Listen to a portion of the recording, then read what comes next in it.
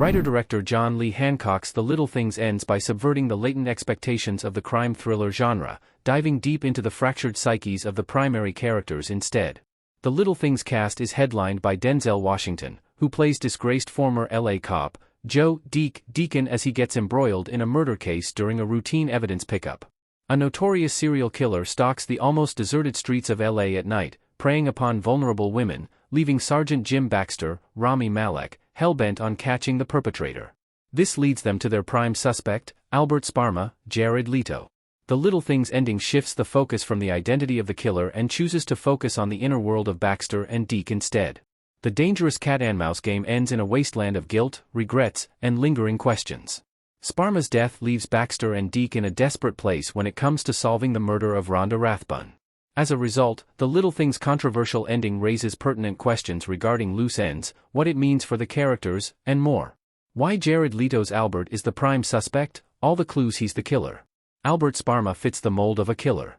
The killer in question in The Little Things seems to have a consistent modus operandi, wherein he attacks young, solitary women, leaving their posed corpses with multiple stab wounds and bite marks.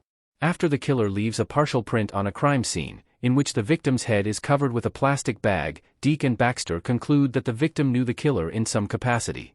After some digging, Deke zeroes in on Albert Sparma, a lonesome, seemingly unhinged drifter, whose presence in the victim's neighborhood is the first piece of evidence that Sparma is the Little Things killer. While the forensics team deems Sparma's prints and dental records inconclusive, Deke and Baxter are convinced of his involvement based on a long line of circumstantial evidence. As Sparma fits the killer's profile a little too snugly for comfort, Baxter decides to interrogate him with the intention of provoking a response or confession. On being shown the naked, bloodied corpses of the victims, it becomes apparent that Sparma derives sexual pleasure from the photographs, which angers Deke to the point that he loses control. This makes it clear that the entire ordeal is akin to a voyeuristic spectacle for Sparma.